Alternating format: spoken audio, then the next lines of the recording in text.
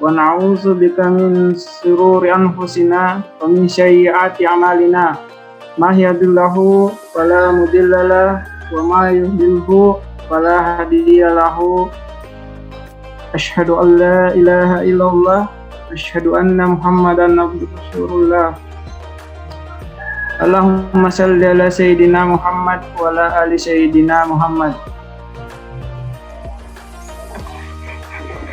Puji syukur kita panjatkan kehadirat Allah Subhanahu wa taala, Tuhan yang Maha merahmati kita semua, Tuhan yang membuat kita mencapai akhir Ramadan pada tahun ini 1442 Hijriah.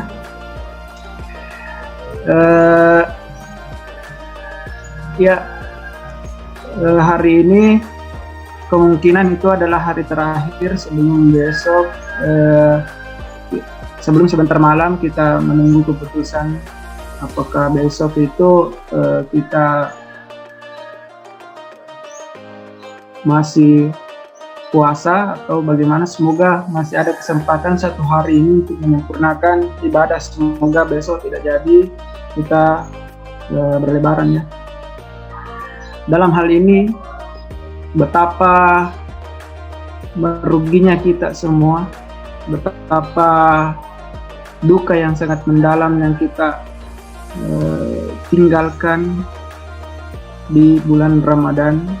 Bulan Ramadan telah pergi untuk 1 tahun ke depan, yang tahun depannya semoga kita sehat-sehat selalu. Semoga Allah Subhanahu wa taala selalu memberikan jalan yang terbaik untuk kita sampai kita dapat kembali bulan Ramadan dan bisa beriktikaf, bisa mendapatkan kesempurnaan ibadah lagi sampai kita mendapatkan malam Lailatul Qadar di bulan Ramadan tahun yang akan datang. Jadi salawat dan salam senantiasa kita panjatkan kepada junjungan Nabi kita, Nabi yang maha memberi hidayah, Nabi yang menjadi sumber hidayah untuk umat Islam di seluruh dunia, utamanya untuk kita-kita yang sedang hadir di majelis ilmu ini. Itu semua merupakan hidayah yang kita sendiri yang menghampirinya. Kenapa kita sendiri yang menghampirinya?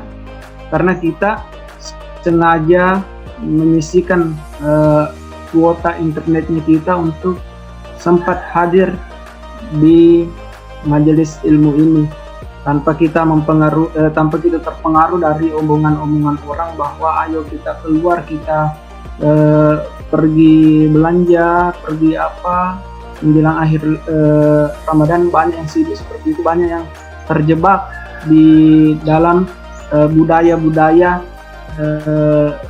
sosialnya kita yang seperti itu. Padahal sebetulnya bukan itu yang diharapkan, bukan itu yang menjadi esensi dari bulan suci Ramadan ya. Ramadan berakhir itu adalah duka yang sangat mendalam untuk kita semua. Kita semua berada di dalam kerugian. Seperti yang selalu saya ingatkan kepada saudara-saudara sekalian, ini waktunya saya menyampaikan ini hanya 15 menit, jadi saya persingkat saja. Seperti firman Allah dalam surah Al-Asr. Jadi wal asri, demi waktu, demi masa, artinya waktu yang selalu kita lalui, demi waktu yang selalu kita lalui. Ada apa di dalam waktu itu? Innal insana lafi husri, sesungguhnya kita benar-benar berada di dalam kerugian. Kita semua berada di dalam kerugian. Siapa yang tidak rugi? Lanjut ke ayat ketiga. Kecuali orang-orang yang beriman dan mengerjakan amal, ya, amal soleh. Beriman itu seperti apa? Beriman itu kita betul-betul meyakini bahwa Allah Subhanahu itu adalah Tuhan semesta alam, Zat yang maha menciptakan, dan Allah Subhanahu wa Ta'ala melalui malaikat Jibril telah memberikan wahyu kepada Nabi kita yang tercinta, Nabi Muhammad SAW. Nabi yang tidak bisa baca tulis, tiba-tiba diturunkan wahyu. Dalam satu kali saja disebutkan ayat-ayat Allah kepadanya, langsung terekam di memorinya Rasulullah SAW. Ya, betapa hebatnya, betapa ajaibnya, ya, betapa gaibnya itu. Dan amal soleh, ya, beramal itu sampai di dunia. Amal itu sampai di dunia saja, saudara-saudara sekalian. Yang contoh itu kita beramal, orang muslim, orang kafir, orang munafik bisa beramal dan diberikan balasan oleh Allah Subhanahu wa Ta'ala di dunia. Ya. Contoh, di depan saya ada selembar tisu, ya. Jika selembar tisu ini saya gunakan mengelap tangan saya, membersihkan tangan saya, ini bersih sampai di dunia, ya. Sampai saya mengotori lagi, ini bersih. Rezeki saya berupa tangan yang bersih, tangan yang bisa saya gunakan lagi untuk mungkin melayani orang lain sampai saya mendapatkan rezeki yang entah berupa uang, berupa kesehatan, berupa apa, ya. Selanjutnya saya buang, itu namanya amal, ya, amal baik. Yang sampai di akhirat itu, ketika saya ambil tisu ini, saya mengucapkan Bismillahirrahmanirrahim, saya bersihkan tangan saya. Itu yang namanya amal saleh. Itu yang sampai di akhirat. Ya, jadi jangan heran ketika banyak orang kafir yang banyak saudara kita yang kafir yang mungkin selalu diberikan rezeki yang terbaik dari Allah Subhanahu wa Ta'ala, karena kita memang diberikan kesempatan, orang muslim, non muslim, ya, diberikan kesempatan, namun untuk janji Allah Subhanahu wa Ta'ala, insya Allah kita diberikan surga, ya. Kemudian sesuai dengan judul kajian hari ini, ya, saya kemarin menyampaikan dalam bahasa Indonesia, namun di sini ada Keep Istiqomah After Ramadan. Saya mencoba membahasa Indonesiakan itu, tetap istiqomah dalam setelah bulan Ramadan, ya. Bagaimana, apa itu istiqomah? Jadi istiqomah itu mempertahankan hidayah. Jadi hidayah yang telah kita cari di bulan Ramadan, saya sampaikan kembali, hidayah itu kita yang kejar hidayah. Jangan kita tinggal di rumah menunggu hidayah datang, itu tidak akan ada, ya. Hidayah itu datang ketika kita berhasil menahan godaan entah dari kalangan setan, karena setan sudah dilepaskan di bulan Ramadan.